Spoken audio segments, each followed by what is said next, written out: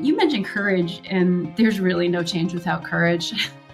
There's no evolution. There's not going to be, and organizations need to change right now because we're in a massive paradigm shift, a collective one, which is really quite a cool opportunity too.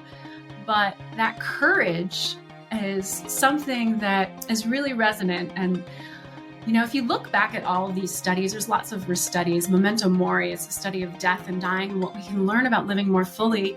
And you'll find courage in most of them. And one of my favorites has, I wish I'd had the courage to live a life true to myself, not the life that others wanted. One of my favorite encapsulations of those regrets was that number one. So that really is a huge piece of it. Hey everyone, it's Amy Lynn Durham, and you're listening to Create Magic at Work. Create Magic at Work is on a mission to equip senior leaders with tools they need to be a true quantum leader and actually understand what that means. Improve employee engagement, retain top talent, and transform your workplace culture to have less drama and stress. So let's start making magic.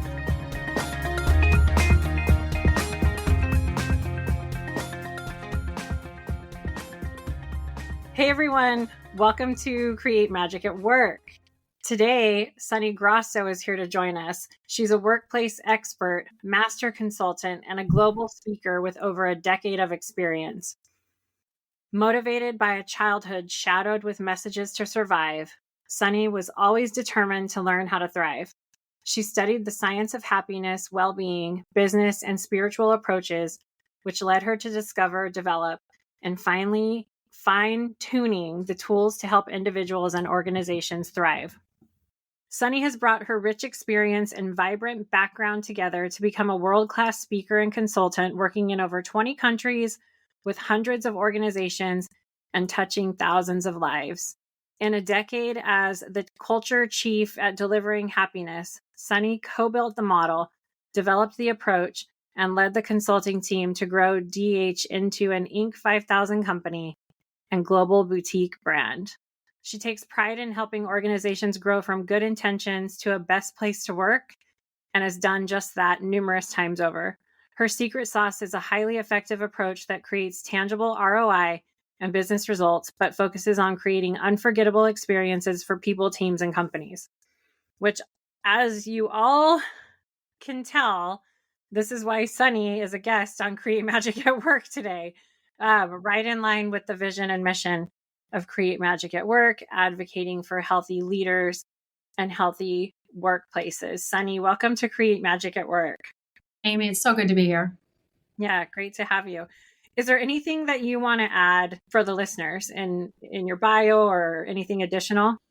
Well, I love the way you read it. I guess I would just say that I've been doing this since happiness was, like a 4-letter word. It wasn't something that was welcome in the executive boardroom or in conversations. I was actually laughed out of my mentor's wine tasting living room when we came up with the idea. And now it's something that we all need and that we're approaching it pretty much since the pandemic in a whole different way, which is well-being is a top need and for businesses as we grow and evolve. So it's in demand beyond wanting it and into the realm of it's really a necessary component of how we run businesses now. So it's sort of the golden age.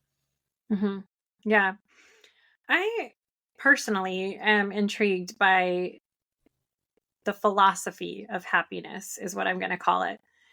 And I'm curious to hear what your take is on it, because there's something that you talk about the other side of happiness and how it differs from, how does that, okay, so I guess I want to ask you, how does that differ from regular conventional views of happiness? What's this other side of happiness? When you see the word happiness, what's the first thing that comes to mind? Rainbows, unicorn, cotton candy, Is it a positive emotion? Yeah. Mm-hmm. Or maybe something like all of those. So the word itself has been through an evolution. It was really splashed around about 5 or 6 years ago. And there is an element of happiness that's been overly marketed and overly simplified that is just about positive feelings of joy and excitement. And that's not really sustainable. The deeper side of happiness that we've always taught and looked to in the science of happiness, which is about 25 years old now, is what about meaning, purpose? What about important elements from, self-determination theory, like a sense of progress, autonomy, a sense of connectedness and belonging? And so when we start to integrate more of these, and there's also 5 happiness habits, we've pulled out the 5 most research-backed ones. It includes gratitude, altruism, mindfulness, optimism, and flow. So I'm kind of rattling these off right now, but just to give you a broader sense, it's much deeper than this one fleeting emotion. And when we talk about the other side of happiness, it's okay, we've experienced that. Now, what does it mean to actually live wholly and fully? Because we're all going to have highs and lows in our lives. We're all going to have challenging moments. And it's not so much about sustaining happy emotions through all of that. That's actually not that healthy. It's more healthy to look at those happy emotions. And there's lots of ways to do that too, that I think the world is also becoming ready for. And to commit to living a more full life, more fully to ourselves, more fully to what's meaningful to us, I hesitate to use the word purpose because it's been a little overused, sort of mythical idea of what it is, but in a more tangible sense, how we can live a complete and full life through the highs and lows as humans. So good. You're really, to me, talking about the definition of spirituality from the spiritual intelligence lens, faith neutral wise. How do I cultivate a deeper sense of meaning in life? And how can I seek guidance from my higher self or a higher power if I believe in that and practice that throughout my life? What were those? What did you mention that you did rattle them off, but I want to hear them again. They felt really powerful. The 5 keys that you felt that fell under happiness. Yeah. I'll take you through the model real quick. The foundation is values, the most core beliefs to you and really who you are as a human, an unchanging eye of the storm, as you can think of it. So as changes swirl around you, your values, who you are at the core, what's most essential about you, that your essence. And in yoga, we talk about it as the Atman. I'm also a yoga teacher, so I don't shy from the spiritual side, but businesses do. So on the bottom is values. And then you can layer on top of that sort of what we call like the garden conditions or your greenhouse conditions. And you can think of this in terms of a greenhouse. And this is going to be those elements, but I'll frame it as a greenhouse first. That way it's not so overwhelming. But the idea is that you're going to become your own gardener of that garden. And only you are really going to know which of these elements are the most important to you, and particularly at different times in your life. But here we have, from way back from self-determination days, a sense of progress, a sense of autonomy, and connectedness and belonging. And then the 5 most scientifically backed habits of happiness. And that is gratitude, optimism, altruism, mindfulness, and flow. So those are your guarding conditions. And those are for us to kind of pick and choose. Right now, a really important one is gratitude. That's sort of taking center stage. There's a lot that we can do in sort of a gratitude 2.0, an evolved gratitude state. And another one we're hearing a lot about is belonging. And then on the top, we have one more element, and that's higher purpose or meaning. Yes. Very SQ. Awareness of your values and how are they ranked, and am I living in alignment with those to tap into fulfillment. And the reason why I was diving into this happiness topic is because I myself at times become I'm so glad you named, I can't remember the exact words that you used, but like the pop culture moments that were coming up from just be happy all the time and this happiness thing that was spreading around a few years ago. And no, it's a lot more deeper than that. It's these underlying factors or things that you're describing that really help with us feeling like we're living a fulfilling life. So when you asked me what happiness meant and you started saying like the unicorns and the rainbows, it's like, yeah, that feels like that positive message, or that was kind of overly put out there a few years ago. And I'm kind of like, well, wait a minute. We're all here to have a human experience and experience all of the human emotions. And how are we just striving for happiness? Aren't we really striving for inner peace and fulfillment? And the ability, the definition of SQ, the ability to maintain inner peace even when we're under great stress and still make wise and compassionate decisions for ourselves and others. Mm-hmm. So you really beautifully shared the deeper part of happiness in that way. And so I want to ask you this next question. I know you've worked with a lot of companies globally, and I'm wondering if you can share an example of a workplace culture that understands this concept in a way that they embrace both the highs and the lows in a way that they can see it as a positive or as innovation. Yeah, and I love that, you're calling out the spiritual, intelligence of it all. And just a quick note on that, the world is more ready for that than ever. Although the language doesn't go down in all organizations, we've been teaching it for a long time. And as soon as leaders get a taste of what that is and what it can do for themselves and their people, that's really where the magic happens. So it's when you connect someone to their purpose and you have them feel some more of a sense of meaningful connection to their work, that it lights something up in them. It's when they feel that they are allowed, that it's psychologically safe to bring their passions to work. Then you start to see this incredible loyalty and commitment. And that's when they reach usually their initial goals, which is something more like, hey, we have attraction and retention problems. We're experiencing high turnover. So the ROI really comes from going down that path of much more human and really, traditionally more spiritual approaches. It's just we call them out in terms of scientific backing. Luckily, that science is there and it has caught up with a lot of spiritual practices. So all of the organizations that we've worked with have some degree of these embedded in them, from highs and lows. I'll speak to one that I recently worked with, which is a bank, and they're located in Florida. And during the pandemic, they decided to go completely virtual. So they began their remote culture and said, oh my gosh, we don't really have connection anymore. We don't know how to drive this. And by the way, we're looking at our values to see if that can help us. And they feel really old. So we started off to help them a little bit, refreshing their values. So digging down, getting through an authentic path. And that requires a commitment on the leader's side. So leaders first are going to be confronted with their own values, and not just knowing what those values are. We actually take them through a personal high-low process that we call heartbeats. And that is thinking of the highs and lows in your life, which is a challenging process. So it can bring up some of the shadowy memories that, in a traditional sense, are not really allowed in the workplace or haven't been traditionally. So they're confronting immediately some of those paradigms. But the result is getting to a much more true sense of what values are, and even arriving at something that I talk about as radical self-knowledge, which doesn't mean knowing your likes or your dislikes, what you stand for as a leader, or even what your vision is as a leader. It's something even beyond that. It's what makes you tick.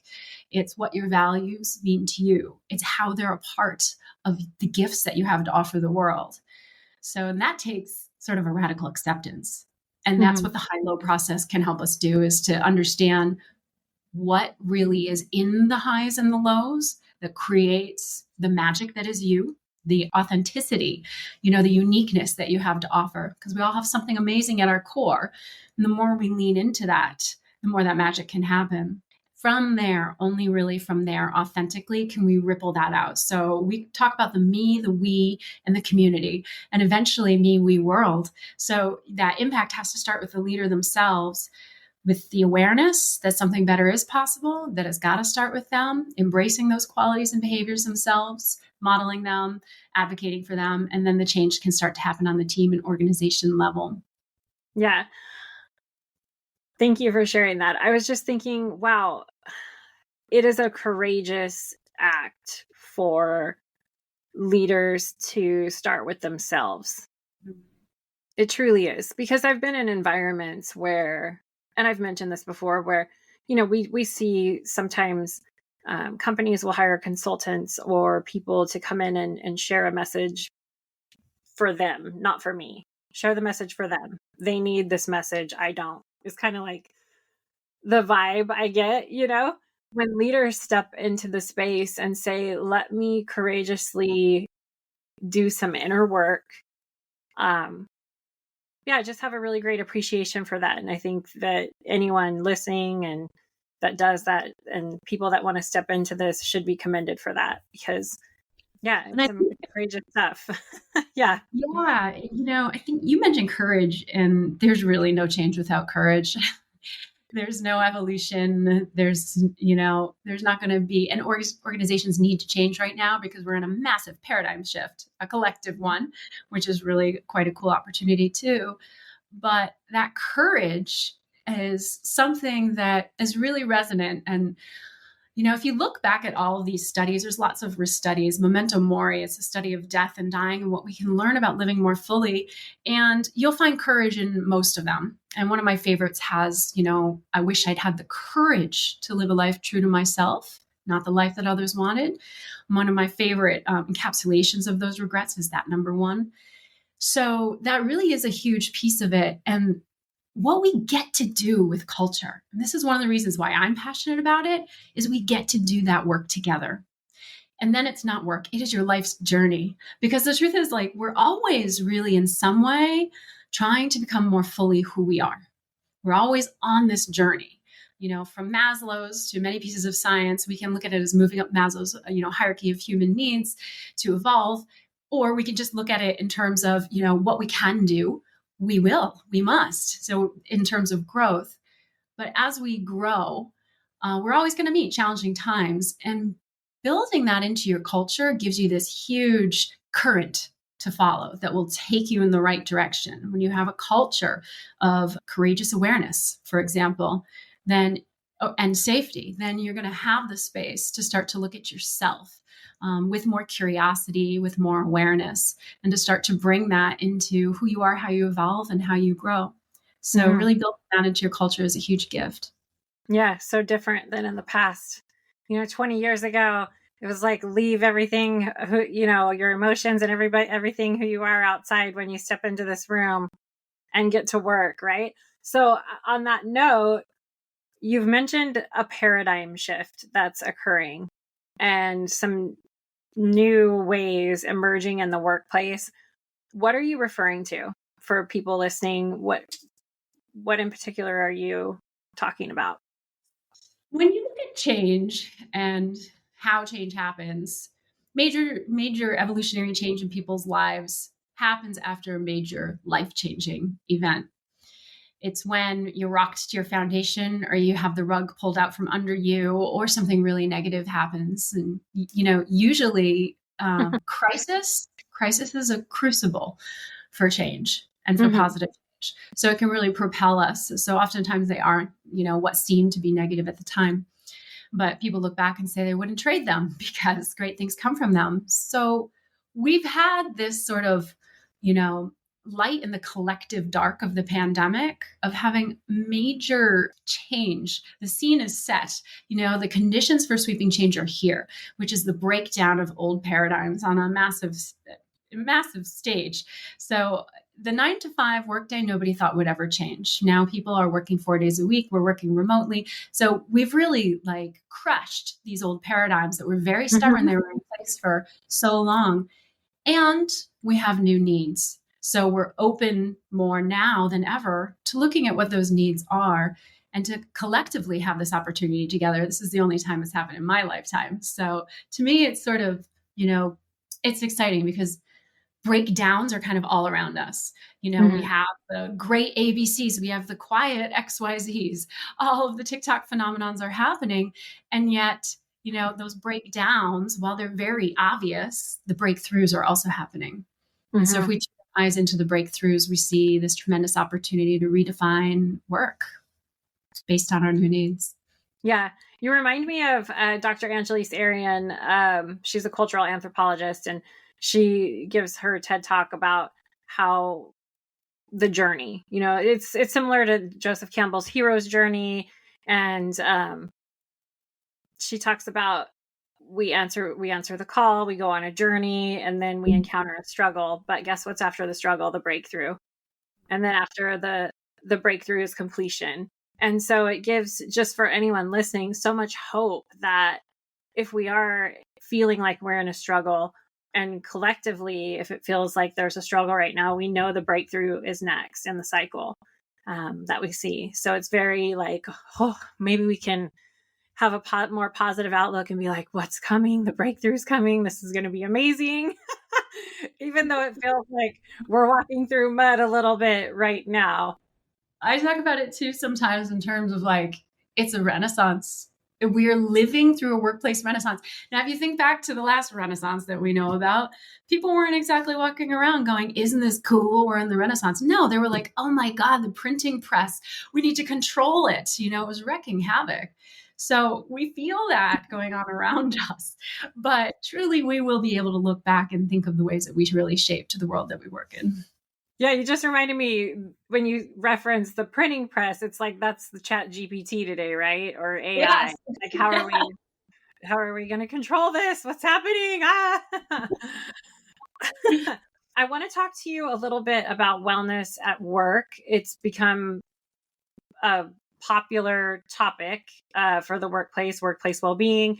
I mean, I know when I first started out in hardcore sales 25 years ago, nobody was talking about workplace well-being.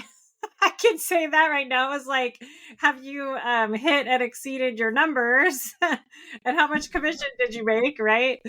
So now this is great. We're into this new space, 2.5 decades later, where we're talking about workplace well-being, because we finally have been like, oh, when we work people to the bone and they get sick or quit, we actually lose more money.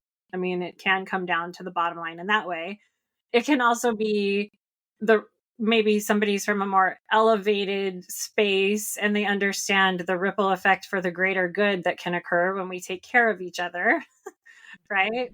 So for everyone listening, what are some small steps or small things that we can all do to incorporate wellness at work? That's a little big question. Right? I'll hit on a couple. Yeah, that seems to be really important right now. That idea of radical self-knowledge and leaning into your highs and your lows, I would say, is probably a number one. So this can be a weekly or daily practice or an annual one. So just simply asking, what was a high today, this week, this year? What was a low? And then from both of them, give them your full attention and time and really ask, what did I learn? So this comes from, it comes from the positive psychology, but it also comes from some research in wartime around post-traumatic stress and post-traumatic growth. And when researchers looked at why some wartime veterans come back and they never heal, either physically or emotionally, and others seem to thrive. They seem to turn their injuries into a catalyst for amazing things. Really, the big difference is that they're able to look at their lows and ask, what did I learn? Mm-hmm. So it's not about what's happening to us. It's about how we're relating to it. And if we can take a growth mindset or really a sense of curiosity and hold that up. And it's just as hard with the highs because we tend to glaze right over those. We have a negativity bias. So we need to ingrain a little bit of a positivity bias and really say, well, that high, what allowed me to do that? How did I get there? What qualities, what capabilities, what are the things that contributed to it? Was it a sense of determination or was it my optimism there that kicked in?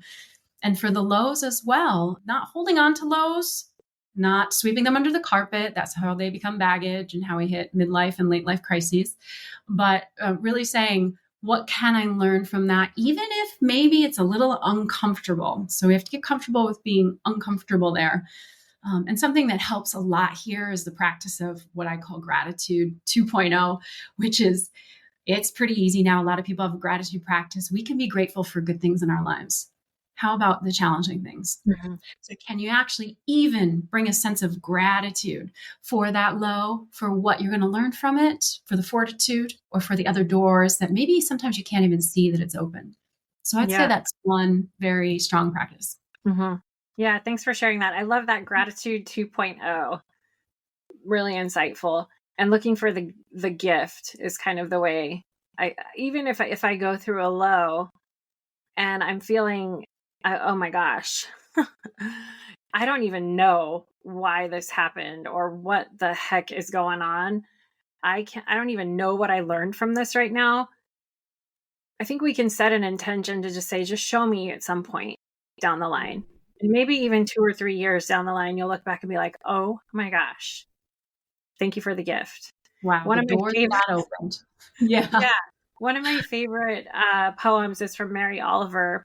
And she writes, and this is, I think, anyway, I'm not going to give any context to it, but the poem is: someone I loved once gave me a box full of darkness, and it took me years to realize this too was a gift. That's Yeah. beautiful. So you Yeah, just have that. Yeah.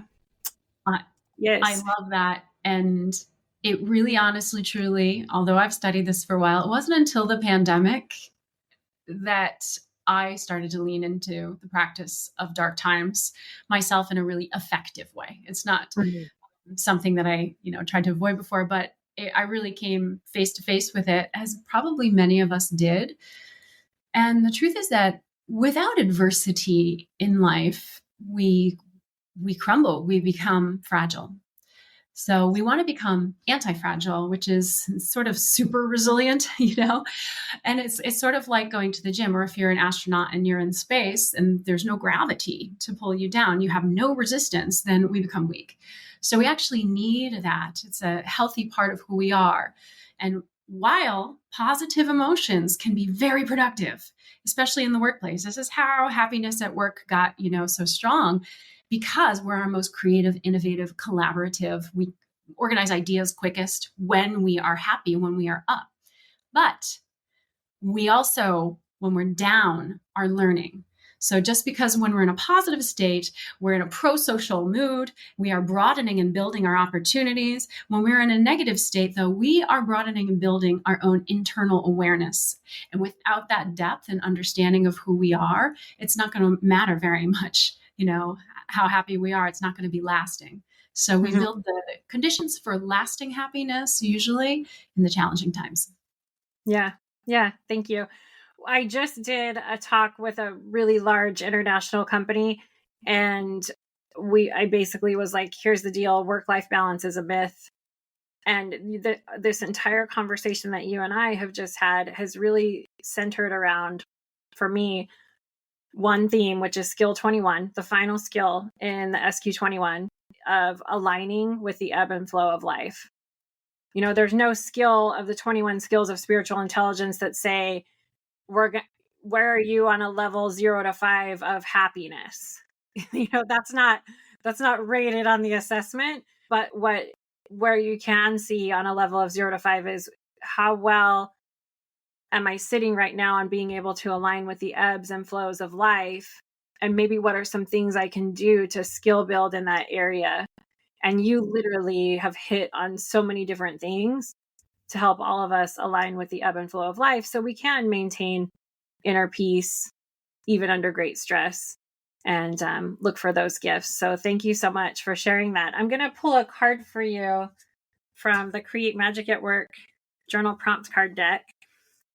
You can find it on createmagicatwork.net under the shop tab. It's a deck of 33 cards. And this message is for everyone listening, and for you, Sunny, and for me. Let's see what we get today. It's coming up. Oh, how cool. We haven't had this, I don't think, ever. We got mentorship. And the affirmation is, I willingly share. This is like literally what you did today, I feel like. The affirmation is, I willingly share knowledge with others in order to leave a positive legacy. Ooh, Yeah, powerful. I love it. So I'm not really sure what coaching question here to ask you to share with everyone. maybe you can share your insights with the listeners on mentorship, on how, because the question is like, what information can I share with others that help us move forward in business? And then the other question is, how can I seek mentorship? And I'm thinking, with all of your knowledge and everything that you've done, if somebody's listening, like, I want to grow, I want to learn more, I would love to find a mentor, how would you maybe recommend they go about that? That might be helpful. I've got two things that popped to mind. Let's just see if these are helpful. Okay. The first one is that this is a tool I use all the time. You're always going to ask yourself, what's the worst that could happen? I'm going to reach out to someone on LinkedIn. I really admire their work. I'd like to do this. Or I have an idea of a mentor. It's a kind of famous person. They're not going to have time for me. What's the worst that could happen? Fine, go there. Because we call this low dreams sometimes in psychology. Set yourself to understand, but then also ask, what's the best that could happen? And really explore that possibility. Bring your mindset and your heart and your energy into that direction, because there is a possibility for many best things to happen. So I think that's one path. Love and that. The other tip that came to mind is I've been really fascinated lately with how hot of a commodity our attention is. And, where you put your attention, energy flows and that grows. And we've known these things for a long time, but our attention has just gotten smaller and smaller. And we talk about psychological safety, connectedness, belonging. We talk about knowing ourselves. And now we're talking about mentorship and helping and supporting each other grow. And one of the best things we can do is really listen, not with your ears, but with your attention. So close down all the windows in your tab. Picture your computer when it's loaded with 100 tabs. That's you. Close them all down and truly be there and show up, even if it's for 60 seconds. Show up for yourself, practice showing up for someone else, for your mentor, and start to reciprocate, what you want. When we start to put out there what we want, that's when it starts to arrive. Thank you. That was so good. The first answer to your first answer, I was also thinking, what is the cost if you do nothing? When you were talking about reaching out to someone, what's the best possible thing that happens? You could even journal on that. And what's the worst that can happen? And what's the cost if you do nothing? What's the cost if you, my gosh, that could be huge, right? With regret or something like that. I was writing Create Magic at Work, the paperback book, and I purposely wanted it to have all this magic injected into it. And there's just a random story, but it totally is exactly what you were talking about. I had a Scholastic book editor edit the book, and then she said to me, because I wanted it to feel childlike, and I used to love the Scholastic book fairs. And then I had an illustrator that's super magical that put illustrations in it. And then the editor said, hey, you really need a book designer, and you should use Chad Beckerman, who did the Diary of a Wimpy Kid books. And I was like thinking, oh my gosh, I can't reach out to the guy that did the Diary of a Wimpy Kid books. Like, that felt so big to me at the time. It was, over 3 years ago. And I was just like, how am I going to reach out to him to do my stuff? And I sat with it for a long time. And if it wasn't for a coach, like similar to what you do and what I do now, I went to a coach and they helped me gain the plan to reach out to him and get his partnership in it. I would have never partnered with him on it because I would have been like, there's no way, I love that. I just want to share that story of inspiration, because looking back, if I had never even tried, I would still be sitting here thinking like, gosh, I should have at least asked, or, I wonder what that would have looked like if I tried. And now today I'm really proud that he designed the book and that I asked, so anyway. Yeah, I wanted to share that with everyone for some inspiration, for sure. Sunny, if people want to connect with you and learn more about you and work with you, how can they connect with you? sunnygrosso.com. Or, I actually am kind of old fashioned. So people can also email me at sunnygrosso.com. And I do get emails from people sometimes asking me if I'll mentor them or just sometimes, asking for a little advice here and there, or sometimes being inspired or telling me about what they did with an idea that was sparked during a talk. So I love to hear those things, Sunny at sunnygrosso.com or just the website, sunnygrosso.com. Perfect. Yeah, we'll put all of that in the show notes so everyone has access to reach out to you and share a thank you for all of the wisdom and insights that you brought to the show today. And thank you for bringing some magic to everyone today. Thank you so much for what you do, Amy. It's been a pleasure. Thank you. Hey everyone, Amy here. I am so excited to share this news with you. If you've been a longtime listener of the podcast, or even if you're new, you probably know that I weave spiritual intelligence through all of the episodes of Create Magic at Work. And we often talk about where you are at with making wise and compassionate decisions, what it looks like to be a wise and effective change agent. How do I put my ego aside and operate from my higher self? And if you've ever been curious as to what level you're sitting at in your life in those skills, I have some great news for you. I have loaded the SQ21 assessment on the Create Magic at Work website. This is something that only my private clients have access to in a coaching partnership with me. However, I have decided to give everyone access to the SQ21 assessment at a generous price, a small fee. You can take the assessment at createmagicatwork.net/shop, and you will get a printout that you can take with you the rest of your life as to where you're sitting, what level you're sitting at in the 21 skills of spiritual intelligence. This is an amazing opportunity. I encourage you to take advantage of it. Again, if you've ever been listening to all of the past episodes like, I wonder where I sit at making wise and compassionate decisions, or I wonder where I sit at being able to access my higher self, explore that curiosity and go to the website and take the assessment. I will also have that link dropped in the show notes so it's easily accessible to you here after the episode. And again, if you have any questions or if you just want to have a chat with me, I'm always available for a complimentary 30-minute coffee chat, so you can explore that as well. But get over to the website, take that assessment, and give yourself the gift of something that you can take with you for the rest of your life. Sending magic to you. I want to thank each and every one of you for coming back every week to listen to a new episode of Create Magic at Work and really helping to support and advocate for healthy leaders, workplaces, and lives for all of us. If you want any information on how to connect with me, click on the link in the show notes. You'll get access to all of the social media links for Create Magic at Work. Stay following along for more amazing episodes where we help you improve productivity and profitability in the workplace and decrease stress. Sending magic to everyone, and see you next time.